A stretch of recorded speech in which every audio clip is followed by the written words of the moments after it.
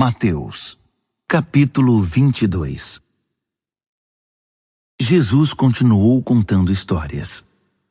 O reino de Deus, disse, é como um rei que promoveu um banquete de casamento para seu filho.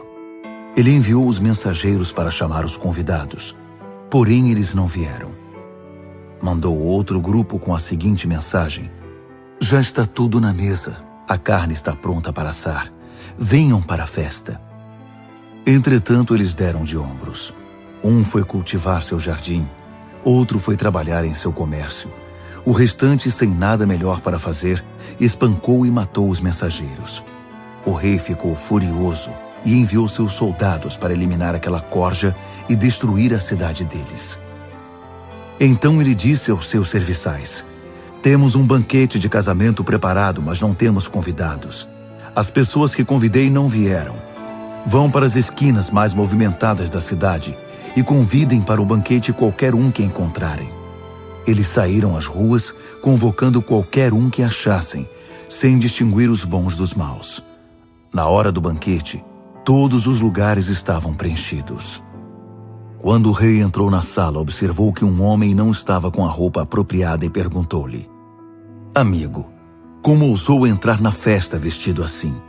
O homem ficou sem fala. Então o rei disse aos seus servos: tirem-no daqui rápido, amarrem esse sujeito e mandem-no para o inferno. Certifique-se de que ele não vai voltar. É isso que quero dizer quando afirmo: muitos são convidados, mas poucos participam. A essa altura, os fariseus haviam preparado uma armadilha para Jesus, certos de que o iriam incriminá-lo. Para isso, enviaram seus próprios discípulos e alguns partidários de Herodes com esta pergunta: mestre, conhecemos a sua integridade. Sabemos que o Senhor ensina o caminho de Deus com muito zelo, não se importa com a opinião popular e não explora seus discípulos. Diga-nos, com toda a honestidade, é correto pagar impostos a César? Jesus percebeu de imediato as segundas intenções e disse: qual a razão desse joguinho? Por que tentam me pegar com essas armadilhas? Vocês têm uma moeda? Deixem-me vê-la. Eles lhe entregaram uma moeda de prata. Quem é este que aparece na moeda? Que nome está gravado nela? César, disseram. Jesus concluiu: deem a César o que pertence a ele, e deem a Deus o que lhe é devido. Os fariseus ficaram sem resposta e foram embora atordoados. Naquele mesmo dia, os saduceus, o grupo que nega a ressurreição, se aproximaram de Jesus e perguntaram: mestre, Moisés disse que se um homem morre sem filhos, o irmão dele é obrigado a casar-se com a viúva e ter filhos com ela. Pois bem, havia 7 irmãos. O primeiro casou-se e morreu sem filhos, e sua esposa passou para o irmão dele. O segundo irmão também a deixou sem filhos, igualmente o terceiro e assim todos os 7. Por fim, a mulher morreu. Queremos saber o seguinte: na ressurreição, de quem ela será esposa? Afinal, ela foi casada com cada um deles. Jesus respondeu: vocês estão raciocinando errado, e vou dizer por quê. Primeiro, não conhecem as Escrituras. Segundo, não sabem como Deus atua. Depois da ressurreição, o casamento já não mais existirá. Assim como os anjos, toda a nossa atenção estará em Deus. Com respeito à ressurreição dos mortos, vocês nunca leram as Escrituras? A gramática é clara. Deus diz: eu sou, não eu era. O Deus de Abraão, o Deus de Isaque, o Deus de Jacó. O Deus vivo é o Deus dos vivos, não dos mortos. A multidão ficou impressionada ao ouvir esse diálogo. Quando souberam que Jesus levara melhor sobre os saduceus, os fariseus uniram forças para outro ataque. Um dos líderes religiosos, falando pelo grupo, apresentou uma questão que, na opinião deles, iria desmascarar Jesus. Mestre, qual o mandamento mais importante na lei de Deus? Jesus respondeu: Ame o Senhor seu Deus com toda a paixão, toda a fé e toda a inteligência. Esse é o mais importante, o primeiro de qualquer lista. Mas há um segundo ligado a esse. Ame o próximo como a você mesmo. Esses 2 mandamentos são como elos de uma corrente. Tudo o que está na lei de Deus e nos profetas deriva deles. Enquanto os fariseus se reorganizavam, Jesus desequilibrou-os com esta pergunta: o que vocês pensam a respeito do Cristo? De quem ele é filho? Eles responderam: de Davi? Jesus prosseguiu: bem, se o Cristo é filho de Davi, como vocês explicam que Davi, inspirado, disse que o Cristo era seu Senhor? Deus disse ao meu Senhor: assente-se aqui ao meu lado direito até que eu faça dos seus inimigos um descanso para os pés. Se Davi o chama Senhor, como pode ele ao mesmo tempo ser seu filho? Isso deixou os fariseus aturdidos, literalistas que eram. Não querendo arriscar nova humilhação num debate público, desistiram de lhe fazer perguntas. Mateus, capítulo 23. Jesus dirigiu-se outra vez aos seus discípulos e à multidão que se reunira em torno dele. Os líderes religiosos e os fariseus são professores competentes na lei de Deus. Vocês não erram quando seguem os ensinos deles a respeito de Moisés, mas sejam cuidadosos quanto a segui-los. Eles têm um belo discurso, mas não o vivem. Não o guardam no coração e o desmentem com seu comportamento. É tudo aparência. Em vez de dar a vocês a lei de Deus como se fosse comida e bebida, com as quais vocês poderiam se banquetear no Senhor, eles a amarram em pesados fardos de regras, transformando vocês em animais de carga. Eles parecem ter prazer em vê-los cambalear sob o peso e não movem um dedo para ajudar. A vida deles são contínuos shows de moda, orações enfeitadas com mantas num dia e preces floreadas no outro. Eles fazem questão de sentar-se à cabeceira da mesa nos jantares, primam por posições de destaque, enfeitam-se com o brilho da bajulação pública, colecionam títulos honoríficos e querem ser tratados por doutor e reverendo. Não permitam que eles também ponham vocês nesse pedestal, porque há um único mestre e todos vocês são alunos. Não elejam especialistas na vida de vocês, permitindo que lhes digam o que fazer. Reservem essa autoridade apenas para Deus. Deixem que Ele diga a vocês o que fazer. Ninguém mais deve ter o título de pai.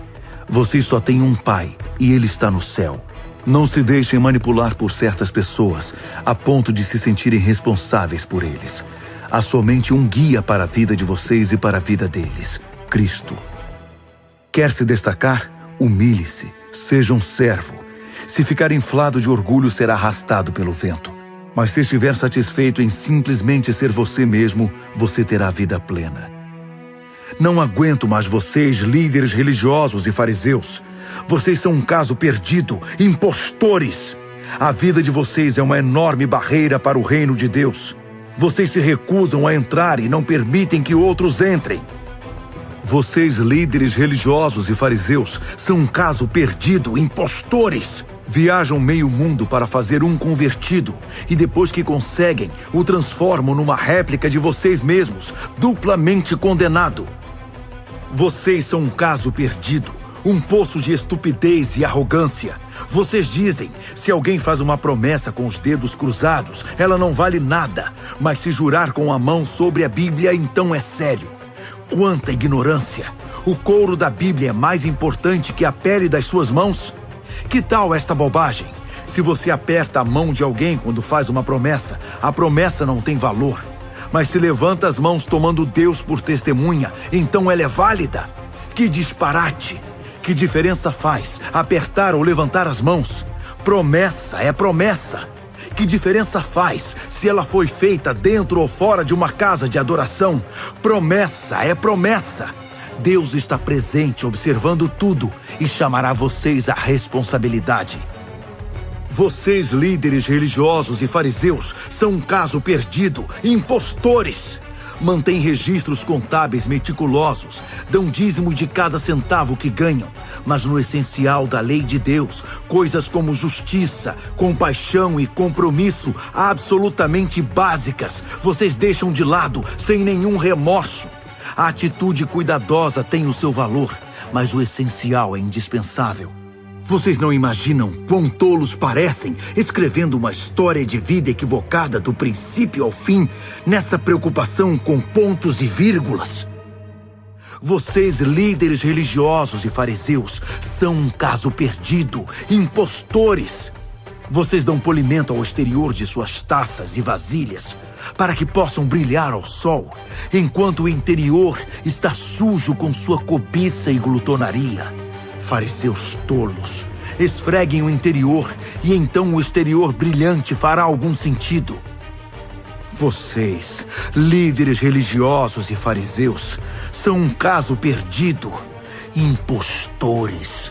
Vocês são como as lápides das sepulturas, bem feitas, grama parada e flores à volta. Mas 7 palmos abaixo, o que existe são ossos podres e carne comida por vermes. Para quem olha, vocês parecem santos, mas por baixo desse verniz, são uma fraude. Vocês, líderes religiosos e fariseus, são um caso perdido e impostores. Vocês constroem túmulos de granito para os profetas e monumentos de mármore para os santos. Dizem que se tivessem vivido no tempo dos seus antepassados, não teriam sangue nas mãos. Conversa! Vocês e aqueles assassinos são farinha do mesmo saco e cada dia acrescentam homicídios à sua ficha criminal. Serpentes, répteis traiçoeiros, pensam que vão ficar sem castigo? Acham que vão sair sem pagar? É por causa de pessoas como vocês que envio profetas, guias sábios e mestres, geração após geração. E geração após geração, vocês os tratam como lixo, incitando linchamentos e abusos contra eles. Há uma coisa que vocês não podem evitar. Cada gota de sangue justo derramada na terra, começando pelo sangue de Abel, um homem bom, até o sangue de Zacarias, filho de Baraquias, assassinado por vocês enquanto orava, está sobre a cabeça de vocês. Afirmo que tudo isso será cobrado desta geração. Jerusalém, Jerusalém, assassina de profetas, matadora dos mensageiros de Deus.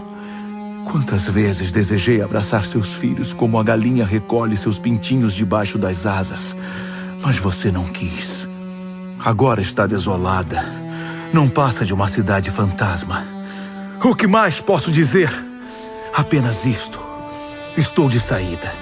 Da próxima vez que me virem, vocês irão dizer: "Oh, ele é um bendito do Senhor e está vindo para instituir o governo de Deus."